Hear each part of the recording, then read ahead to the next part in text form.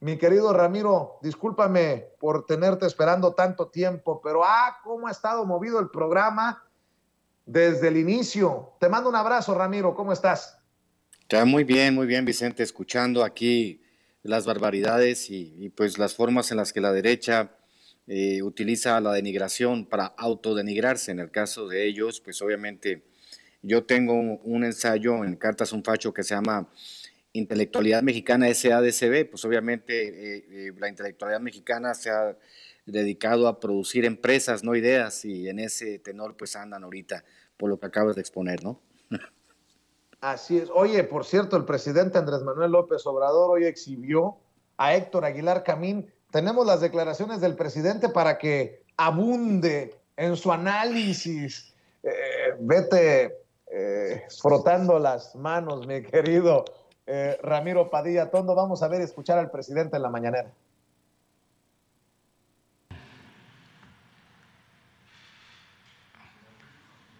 Sí, justificando el bloqueo.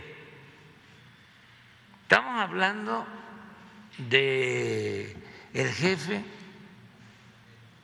de uno de los grupos de la intelectualidad mexicana. Aguilar fue pues un buen estudiante, hizo su tesis de doctorado en Sonora, bueno, en el Colegio de México, pero sobre los revolucionarios de Sonora, Frontera Nómada, muy buen libro. Dicen que cuando terminó su examen, don Daniel Cosío Villegas expresó algo así como: ha nacido un gran historiador.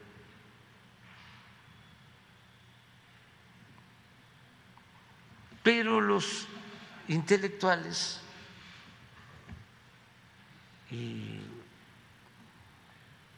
no resisten las tentaciones del poder,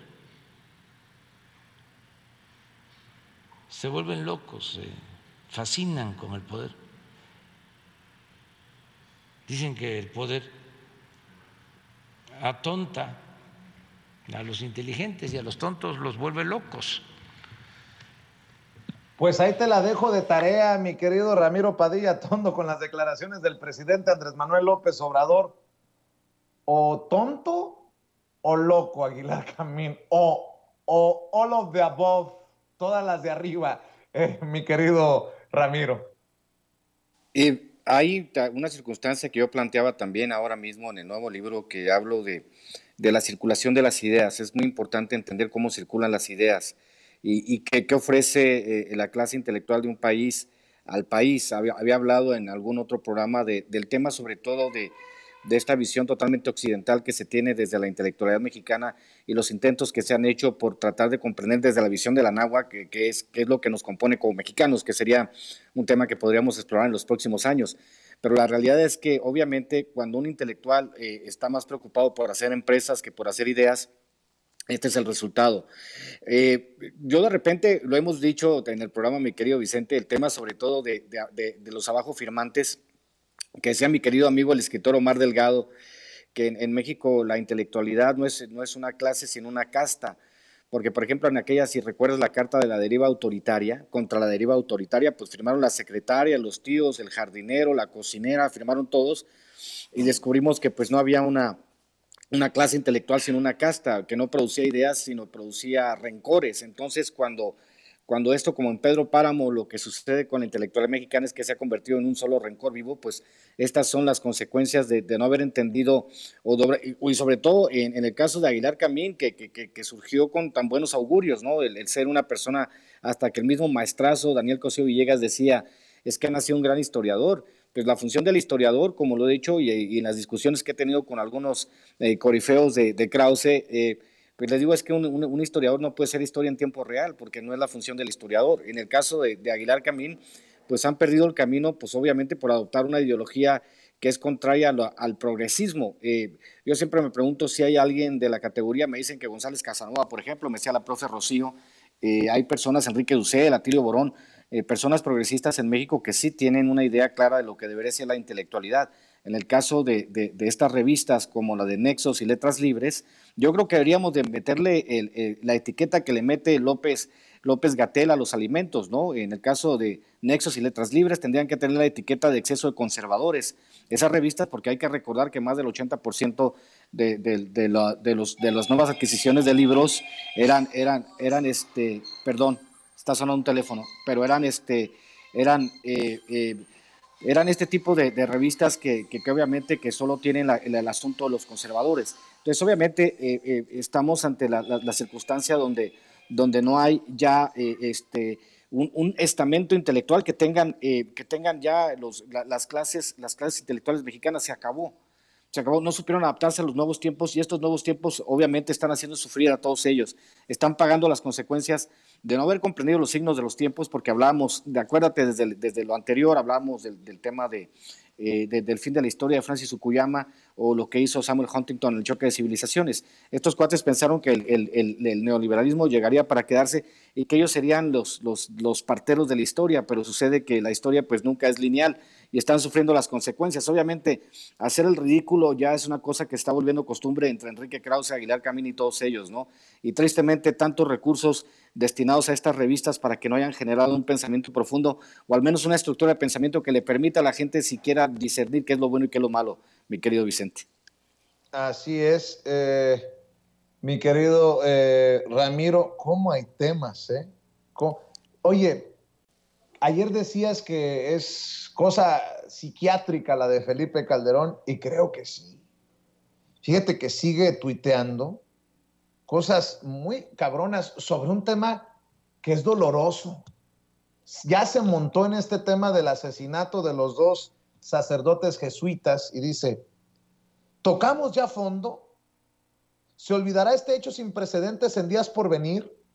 ¿Prevalecerá la indiferencia de las autoridades o la sonrisa cómica y sardónica de AMLO cuando se presentan las masacres? Ejecuciones de sacerdotes frente a los ojos de Dios. La verdad, te soy sincero, la gente piensa que a lo mejor es pura guasa mía, pero cuando lo leí, casi escupo el café y lo primero que pensé es, chinga tu madre, Calderón. La neta, mi querido Ramiro Padilla Tondo. Pues hay que recordar a Olga Warnat y lo que escribió, yo leí con mucha atención, Felipe el Oscuro. Obviamente el tipo padece de alguna suerte de disociación psicótica, por llamarlo de alguna manera. No soy psicólogo, pero yo creo que el tipo, tal como algunos personajes de la extrema derecha en México, hablaba con mi querida Alicia, ahora que la vi en León, hablamos de que hay mucha gente como los panistas que deberían de estar tomando medicamento, estar en tratamiento psiquiátrico. Esa es la realidad. Kenia López Rabadán, Lili Telles, Felipe Calderón, muchos de ellos deberían de estar en tratamiento psiquiátrico, deberían estar tomando sustancias controladas para que no dijeran esta sarta de pendejadas. De repente uno dice, ¿cómo es posible que este cuate que desarrolló una guerra que nos va a costar una generación más o menos limpiar, porque obviamente todo el mundo sale a tirarse al piso, lo vimos en los temas que vamos a tratar hoy, el tema sobre todo el nado sincronizado, donde todo el mundo lamenta profundamente el asesinato de los dos jesuitas, como nosotros lo lamentamos profundamente, como lamentamos profundamente el asesinato de cualquier ser humano. Y le recuerdo a Felipe Calderón, de hecho en mi primer libro, Poder, Sociedad, Imagen, hablo de que moría un niño cada 36 horas gracias a la guerra contra el narcotráfico de Felipe Calderón, y de esos números nadie habla. Habla del aumento exponencial de los asesinatos de mujeres en el país, de cómo dejó de ser importante Ciudad Juárez por los asesinatos de mujeres cuando el Estado de México empezó a ganar y ya, como dicen, un muerto es una tragedia, 1000 muertos son estadística. Entonces, entender esta parte del sufrimiento brutal, de la expulsión de sus hogares de muchos, el desplazamiento de cientos de miles de mexicanos gracias a la guerra contra el narcotráfico de Felipe Calderón, de la operación Rápido y Furioso, del que nadie rindió cuentas y que fue Felipe Calderón el que lo aceptó, de que todo su círculo de seguridad esté en la cárcel o esté prófugo, y nosotros nos preguntamos cómo es posible, con qué cara puede salir Felipe Calderón con estos números terribles que tiene y que estamos intentando paliar, que estamos trabajando desde el principio para mostrarle a los jóvenes que no es el camino a la criminalidad, descubrir que un imbécil como este en Twitter sale a lamentarse con su lamento ultracatólico, yunquista y derechista, decir no, y mete una oración ahí y hace como que reza. ¿Rezar qué? Debería estar juzgado por crímenes en La Haya o debería de visitar a su amigo García Luna en Estados Unidos. ¿Por qué Felipe Calderón no visita Estados Unidos ya? Esa es una pregunta que nos podríamos hacer, ¿no? Porque al principio, después de su mandato, se fue un tiempo a Estados Unidos y ya sabes que los norteamericanos agradecen a sus perros fieles y en este caso Felipe Calderón fue un perro muy fiel de los Estados Unidos. Y ahora que salga con estas estupideces, obviamente sí, da asco y repulsión, dan ganas de vomitar lo que hace Felipe Calderón y que siga ostentándose como un actor público en una circunstancia donde debería estar calladito. Aprende Peña Nieto, aprende los otros expresidentes. Fox no, porque Fox también es una persona que ya el exceso de sustancias prohibidas le está haciendo daño, pero en el caso de Felipe Calderón debería callarse, o sea, debería retirar a un convento, o lo deberían de nombrar embajador en Islas Fiji o algo, pero que no esté en la palestra, en la vida pública, diciendo estupideces que él mismo provocó. Es absolutamente ridículo, Vicente. Y luego escribe Felipe Calderón, están muy enojados con este tuit, el que acabo de mencionar. Díganle al presidente López Obrador que el texto no es mío, sino una cita de lo compartido. Para eso son las comillas. Asuman ya su responsabilidad como gobierno. Si no, ¿para qué pidieron el voto si no iban a resolver los problemas de la gente? Pues ahí va otro. ¡Chinga tu madre, Calderón! No. Oye, nada más, como dice mi amigo Charlie. ¿A dónde dijiste, embajador, en dónde? Islas Fiji.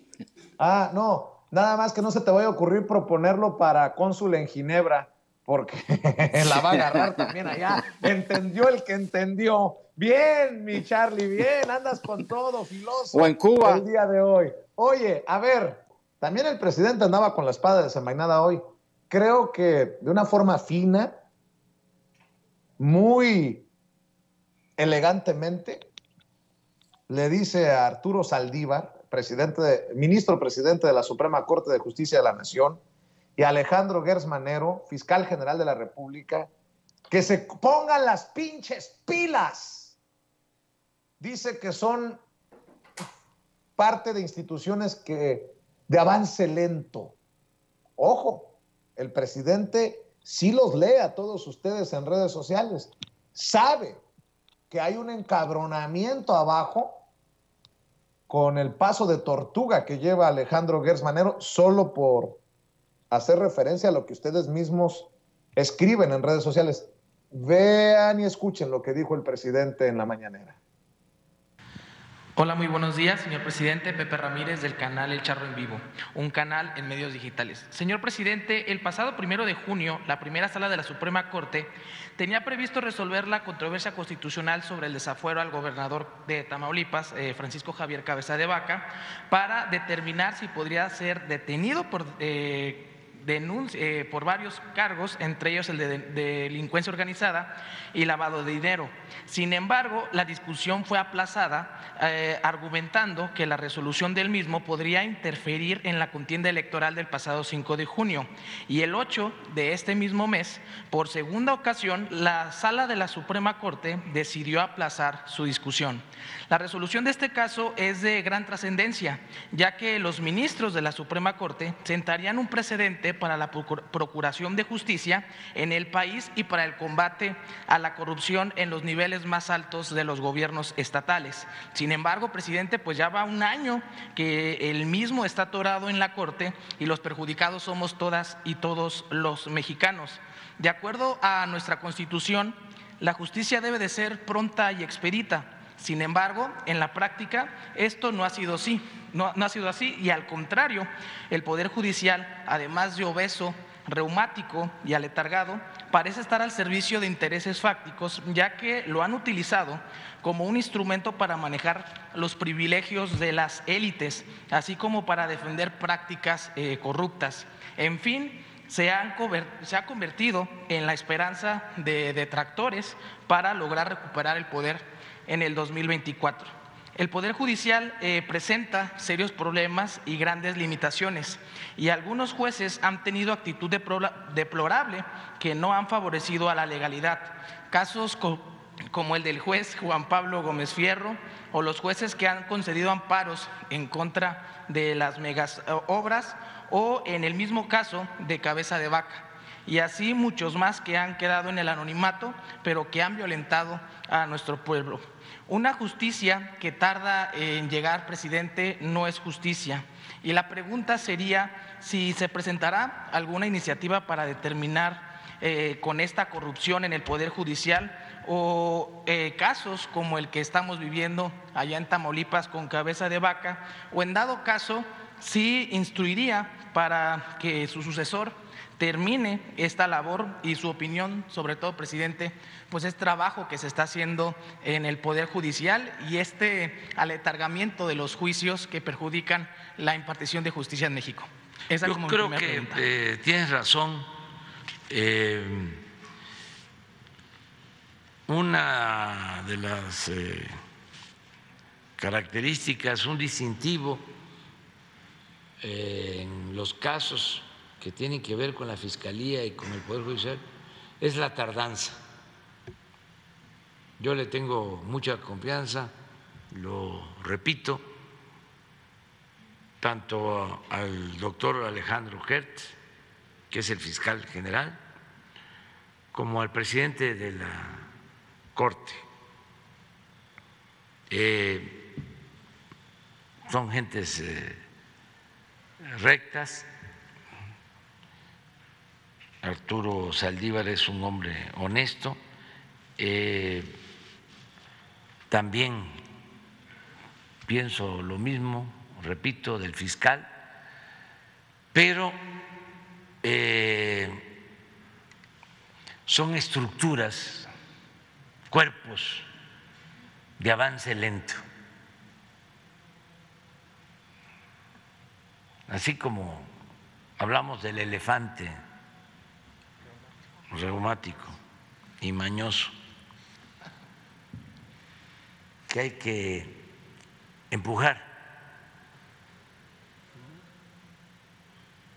así también como sucede todavía en el Ejecutivo, que debemos estar empujando, creo que en estos poderes autónomos se requiere lo mismo. Y entiendo que no es fácil.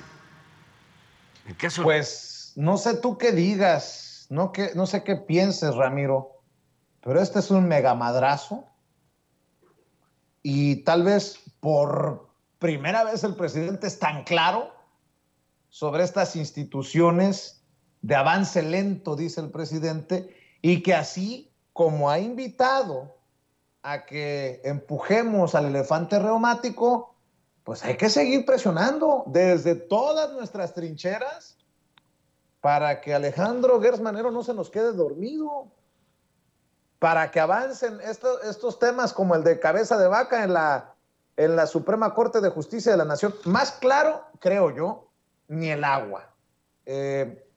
Por ahí se me hace que el presidente también ya se cansó de la lentitud con la que avanzan o no avanzan las cosas en la Suprema y en la Fiscalía. ¿O qué dices tú, Ramiro? A mí me parece que la parábola del elefante reumático es bastante acertada. El asunto es que obviamente este elefante reumático ya estaba ahí cuando llegó Gertz y cuando llegó Saldívar. Hay que recordar, por ejemplo, las medidas que hizo Zedillo cuando recortó un buen número de ministros de la Suprema Corte de Justicia para no tener problemas. Sería impensable en esta circunstancia, por ejemplo, que una decisión unilateral del presidente decir, ¿sabes qué? Se acaba la Suprema Corte de la Justicia y empiezo con jueces nuevos. Pues imagínate lo que haría la derecha en el país, se tirarían todos al piso y hablarían de dictadura, hablarían de la deriva autoritaria, hablarían de todo este tipo de cosas. La realidad es que la clase política mexicana, no, como siempre lo he dicho, son rateros, no son pendejos, y crearon todo un marco legal para obstruir en lo posible la justicia, sobre todo en contra de aquellos. Hay que recordar, creo que fue una frase de Mario Fabio Beltrones, donde regañaba a algunos priistas que habían robado más y hasta los invitaba a que regresaran algo del dinero, ¿no? De ese tamaño era el cinismo de los priistas, o sí robé, pero robé poquito, como decía Layín, o la manera en que se han construido los mecanismos de poder en México, que es esa otra parte que es muy interesante. Hay que recordar que el juez que le otorgó el amparo a Cabeza de Vaca ya lo arrestaron, ya la metieron a la cárcel.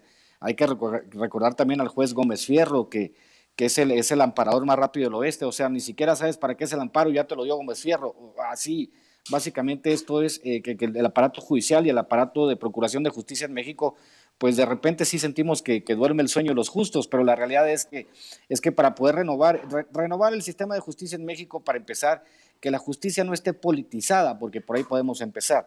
Politizar la justicia es algo que es una característica inherente al sistema mexicano, como en el caso, por ejemplo, lo que sucedió con el Bronco, o lo que ha sucedido con los exgobernadores, que, bueno, pobrecito, y viene cansado de Estados Unidos César Duarte, a ver si le damos prisión domiciliaria, pero estás acusado, y luego le cierran el ojo, estás acusado, y tú eres un corrupto, pusiste tu propio banco, sacaste del erario de Chihuahua un poquito más de 1,000 millones de pesos, pero no te preocupes, qué bueno que hiciste tu propio banco, qué ambición la tuya, o lo que hacía Javier Duarte, que se robaba 1,118,000 pesos por hora estando dormido o despierto. O sea, al final de cuentas el aparato de procuración de justicia en México tiene mucho que ver.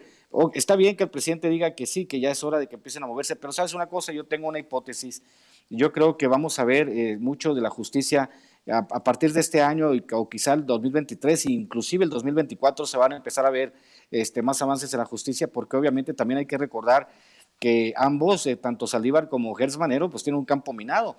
Habríamos de preguntarnos cuántos excalderonistas y expeñanetistas siguen trabajando en el aparato de justicia y qué podrían hacer para perjudicar el avance de la justicia, ¿no? Acuérdate que un expediente mal integrado y es, libertad o absolución de inmediato.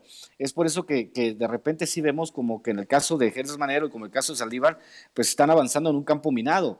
Sí, uno entiende, uno quisiera justicia rápida y expedita, pero uno imagina la justicia como un caballo de carreras, y lo que en realidad tenemos es un elefante reumático, pero el elefante, como decía Monterroso, cuando despertó el elefante seguía ahí, o sea, básicamente es una circunstancia que heredaron ellos de otros sistemas. Imagino la cantidad de expedientes pendientes que debe tener, sobre todo cuando tenemos un sistema que tiene el 97% de los casos en impunidad, mi querido Vicente.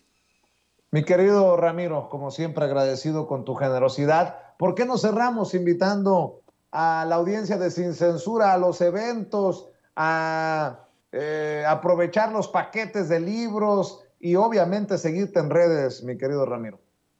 Por supuesto, ya saben, se pueden comunicar conmigo para el paquete en preventa de Cartas un Facho y el Pequeño Chairo Ilustrado. Se lo puedes conseguir, yo les mando el número de cuenta. Vamos a empezar a mandarlos a partir de la próxima semana, ya que me entreguen los libros. El próximo sábado a las 4 de la tarde estaremos en la alcaldía. Obviamente nadie nos invitó a la alcaldía de Iztapalapa, vamos a estar en la explanada, hemos estado en el kiosco y vamos a estar ofreciendo los libros de Hojas en Ruta, de Maradot, de Pequeño Chairo Ilustrado, y ojalá ya tengamos los libros de Cartas un Facho. Si no, probablemente estaremos el domingo y el próximo fin de semana, el próximo sábado, estamos planeando irnos al Zócalo con toda la banda para ver si ya tenemos lo de Cartas un Facho para empezar a venderlos en el mismo Zócalo, porque mucha gente me dice, pues no puedo ir hasta Iztapalapa, pero sí me gustaría aventarme el viaje hasta el Zócalo. Entonces estaremos coordinando los eventos para tratar de estar, antes de irme por supuesto a Argentina, que será por ahí del 2 de julio, sí, el 2 de julio estaremos probablemente en el Zócalo haciendo un evento con Cartas un Facho y con los demás libros, y pues obviamente síganme @Chairo Ilustrado, @Ramiro Tondo, y muchos de estos conceptos que manejamos hoy, mi querido Vicente, pues aparecen algunos en Cartas un Facho, que hice un trabajo un poco más profundo que el Chairo Ilustrado, que es como un introductorio. Cartas un Facho es un poquito más complejo, y el próximo año que saque el Manifiesto Obradorista, pues obviamente va a ser mucho más complejo que este. Entonces, pues ya saben, los que quieran conseguir los paquetes se pueden comunicar conmigo por medio de la página de Pequeño Chairo Ilustrado, por mi página escritor Ramiro Padilla Tondo, a través de mi grupo de Telegram Pequeño Chairo Ilustrado, a través de Twitter en mis dos cuentas. y pues ahí estaremos vendiendo, porque pues de eso vivimos, señores, de ofrecer una visión distinta del país a través de la cultura, a través del ensayo, a través de la lectura. Te mando un abrazo, Vicente, y nos vemos la próxima semana. Claro que sí, gracias maestro, el maestro Ramiro Padilla Tondo, hablando sin censura.